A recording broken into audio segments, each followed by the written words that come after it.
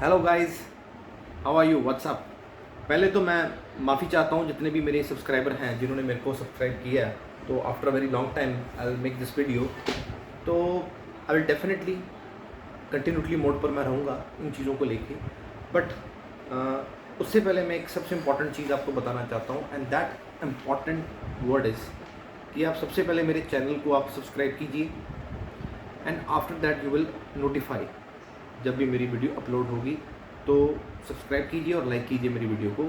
आज मैं आप लोगों को एक स्पेशल चीज़ बताने वाला हूँ, स्पेशली जो पिछले कुछ दिनों में मैंने देखा है कि चाइनीज़ फॉरेन मिनिस्टर जब एससीओ की मीटिंग ख़त्म होने के बाद सीधा वहाँ पे गए हैं इस्लामाबाद में। जब प्रेस कॉन्फ्रेंस उन्होंने पाकिस्तान के एफएम के साथ की, बिलावल भुट्टो के साथ, and you can't even imagine मतलब कितना उनके मन में फ्रस्ट्रेशन होगा जो सीधा जाके पाकिस्तान में निकाला। और मेरे को लगता है ये पाकिस्तान वाले और चाइनीज़ आपस में बैठ के गोवा में ताज होटल में बैठ के वहाँ एंटरटेन होते होंगे और अपने आप को एक दूसरे को बोलते होंगे कि भाई यार जल्दी वहाँ पे पहुँच, मैंने अपनी मन की भड़ास वहाँ तेरे पास आके निकालनी, क्योंकि इंडिया में तो हम कुछ बोल नहीं सकते। India is quite powerful country, there is no doubt. और यहाँ तो हम बोल नहीं सकते, वहाँ जाके जितना मन करेगा हम बोलेंगे। तो guys there are so many topics, कई टॉपिक्स हैं मेरे पास, लेकिन one of the best and important topics is on Chinese ministry, foreign minister और जो पाकिस्तान का एफएम था, उन दोनों की इस्लामाबाद में जो प्रेस कॉन्फ्रेंस हुई है, जो ब्रीफिंग उस वक्त हुई है, वो एक अचंभत करने वाली बातें उन्होंने बोली है। ये आप बोल भी सकते हो कि शॉकिंग है या नहीं। उसका रीज़न ये है क्योंकि चाइना और पाकिस्तान से हम ये चीज़ एक्सपेक्ट करते हैं।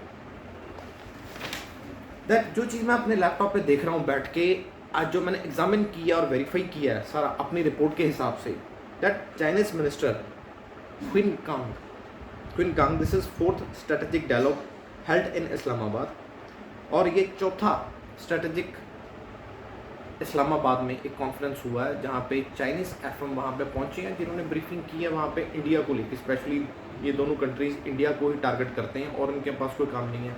आज की डेट में मैं आपको एक चीज़ बताऊँ, इंडिया की पॉपुलेशन और चाइना की पॉपुलेशन, अगर ये दोनों कंट्रीज़ का आपस में स्ट्रेटेजिक प्यार भी बन जाए, बिजनेस को मद्देनज़र रखते हुए स्ट्रेटेजिक प्यार भी बन जाए, तो ये पूरी कंट्री को कवर कर लेंगे ये दोनों।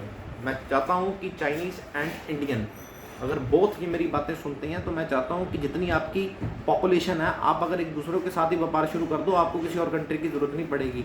बट उनकी मिनिस्ट्री की अपनी प्रॉब्लम्स है, मेरे को तो समझ नहीं आता वो कब वो रिजॉल्व करेंगे। और उनकी मिनिस्ट्री में क्यों नहीं ये बंदा आके बताता कि India is a very fine government right now. अगर ये दोनों स्ट्रेटेजिक पार्टनर बन के काम करें तो आने वाले टाइम में बिजनेस की इन दोनों कंट्रीज़ में कोई कमी नहीं है, और बड़ी बड़ी वेस्टर्न कंट्रीज़ यहाँ पे लाइन लगा के खड़ी हो जाएंगी कि हाँ हमें इंडिया और चाइना में इन्वेस्टमेंट करनी है। क्योंकि सबसे बड़ा काम यहाँ पे ये है, क्योंकि यहाँ पे जो लेबर कॉस्टिंग है फॉरेन कंट्रीज़ के कंपैरेटिवली बहुत ही कम है, और ड्यू टू हैवी पॉपुलेशन हमें लेबर की कभी भी प्रॉब्लम महसूस नहीं होती।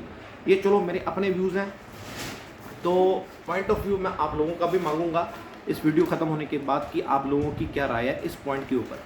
And one of the important point that is found right now, जो मैं अभी क्रॉस एग्जामिन कर रहा हूँ, ये कि जो स्पेशली जो पाकिस्तान के फॉरेन एनवॉय हैं, उन्होंने यूएस, यूके और यूएन में ये बोला है कि पाकिस्तान अब डिफ़ॉल्टर कंट्रीज़ की लिस्ट में आ चुका है।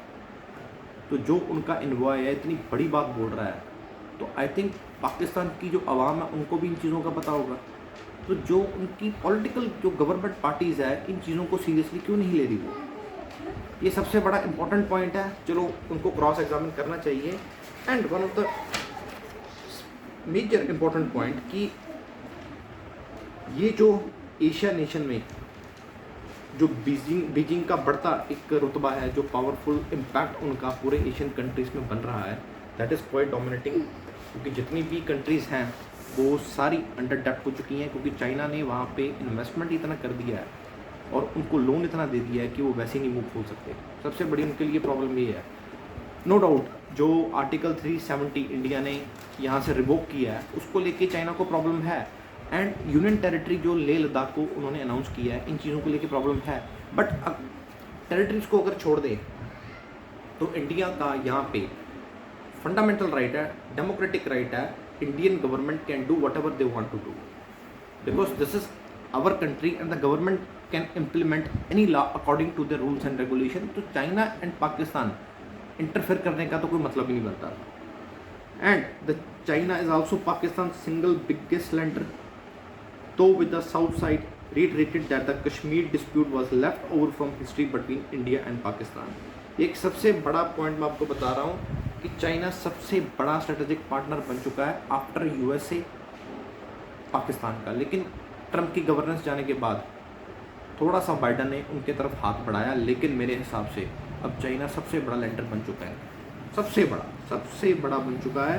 और इंडिया ने तो रिजेक्ट कर दिया है, ये जो रेफरेंस उन्होंने दिया आर्टिकल 370 को लेके, तो वो तो करना ही पड़ेगा क्योंकि this is our territory, India can do anything according to their democratic right. और सबसे बड़ा मेजर पॉइंट आपको मैं बता रहा हूँ, ये जो उधार वाले कंट्रीज़ हैं उनका इतना उधार बढ़ चुका है कि वो वैसे भी मुंह नहीं खोल सकते।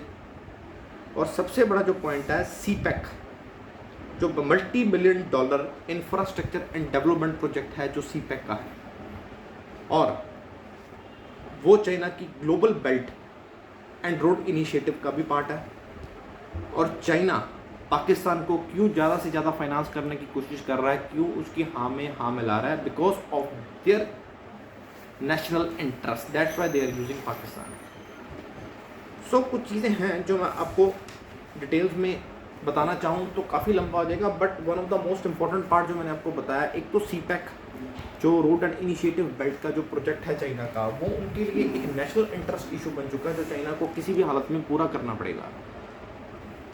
और उन गवर्नमेंट का जो क्राइटेरिया है कि किसी भी फॉरेन कंट्री में जब आप प्रेस कॉन्फ्रेंस करते हो तो जिस हिसाब से आप किसी कंट्री को टारगेट करते हो, आई थिंक वो उनको शोभा नहीं देता इतने बड़े फॉरेन मिनिस्टर को इतने बड़े पोडियम पे ये बात बोलनी। खैर पाकिस्तान के लिए वो तो सब कुछ करेंगे, but according to me they have to know the protocol. बाकी जो डिटेल्स इन चीज़ों को लेके होगी मैं आपको अपडेट करता रहूँगा। एंड ये जो मेरा आज का टॉपिक था मैं यहाँ पे ख़त्म कर रहा हूँ। आई विल नॉट टेक, ज़्यादा लंबा नहीं मैं लेके जाऊँगा, क्योंकि ज़्यादा लंबा लेके जाऊँगा तो I think you people will feel bored. तो I think this is one of the most important parts जो मैंने आप लोगों के साथ शेयर किए हैं। एंड डे टू डे मैं आपको अपडेट करता रहूँगा अपनी वीडियोज़ के साथ, and wanted to be more professional.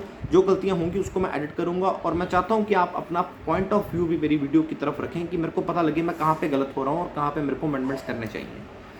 तो guys, thank you very much for watching my video. Again I am telling you one thing, please subscribe my channel so that we will in touch with each other anytime, every time. And please like my video. Please like my video. Thank you very much. Bye.